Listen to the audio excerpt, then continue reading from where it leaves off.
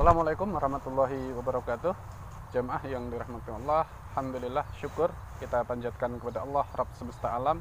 Dengan keluasan ilmunya, kita insya Allah kali ini sedikit membahas ayat-ayat Allah, ilmu-ilmu Allah yang sangat luas. Bapak Ibu jamaah rahimakumullah, di antara kita pasti sering marah, dan kemarahan akan menghasilkan suatu perkara yang itu negatif, karena jarang orang yang marah itu menghasilkan sesuatu yang positif, kecuali kemarahan itu karena marah ketika agamanya dihina oleh musuh-musuh Allah. Jamaah rahimakumullah, dalam sebuah hadis Rasulullah menyatakan, mengingatkan untuk kita supaya tidak marah. Karena apa?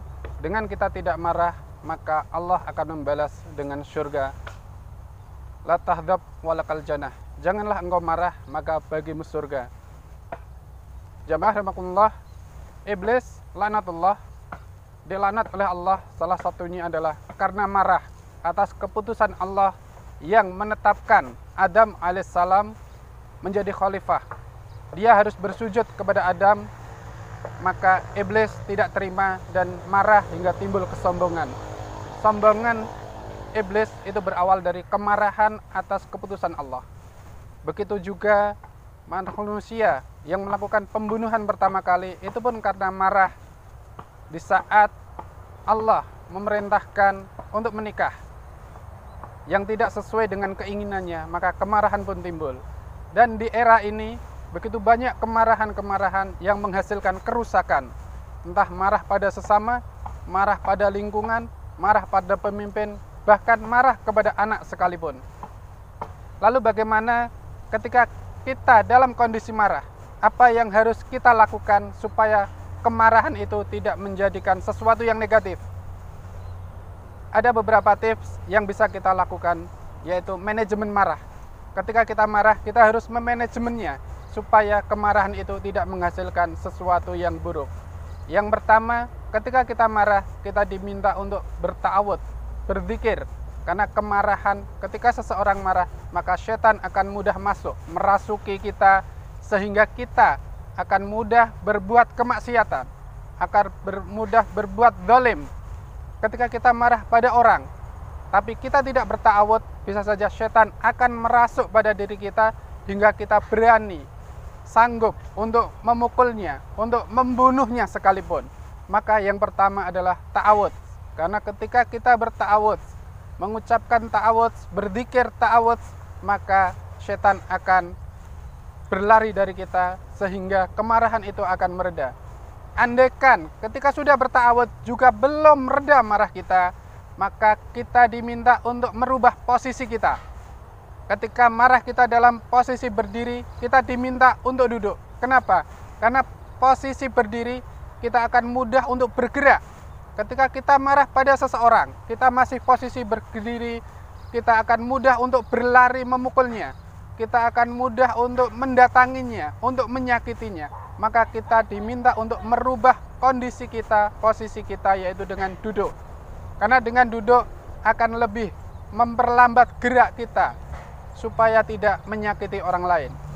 Andaikan duduk juga masih marah, masih ingin memukulnya, maka kita diminta untuk berbaring, bertidur.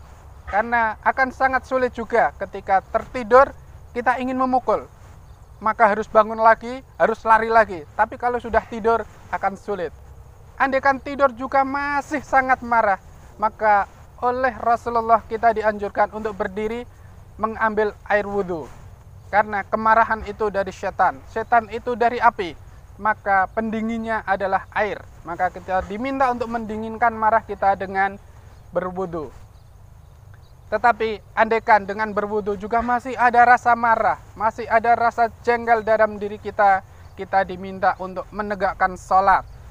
Karena dengan sholat, hati kita akan nyaman, pikiran kita akan tenang, kita akan ingat pada Allah, dengan harapan marah itu akan segera hilang. Setelah sholat ternyata juga masih ada rasa marah, walaupun mungkin tidak semaksimal pertama, tidak sebesar pertama, tetapi kemarahan itu masih ada marah yang lumayan. Maka kita diminta oleh Rasulullah berdoa, meminta kepada Allah, meminta hati yang baru. Karena hati kita saat itu, ketika marah itu, bukan hati kita lagi. Jamaah rahimakumullah, kenapa meminta hati yang baru? Bukan yang lain lagi. Karena memang sudah mentok ikhtiar kita. Kita sudah berta'awud, itu ikhtiar. Kita sudah merubah posisi dari yang awalnya berdiri, kemudian duduk, kemudian berbaring. Ternyata juga masih marah. Kita juga sudah melakukan wudhu, membasuh diri kita dengan air. Harapannya api kemarahan itu mendingin. Toh masih marah juga. Kita sudah sholat. Setelah sholat kok masih ada marah. Maka yang terakhir adalah kita serahkan seluruhnya kepada Allah. Yaitu apa? Meminta hati yang baru. Karena dengan meminta hati yang baru, kemarahan itu sudah akan hilang. Karena hati yang baru yang didatangkan oleh Allah itu adalah hati yang tanpa marah, hati yang tanpa benci, dan lain sebagainya. Maka jamaah rahimakumullah, bagaimana sih kita memanajemen marah? Hal itu adalah yang terbaik mengikuti sunnah Rasulullah. Berta'awud, merubah posisi, berwudu, sholat, kalaupun masih mentok, ya meminta hati yang baru. Mungkin itu sedikit tentang manajemen marah.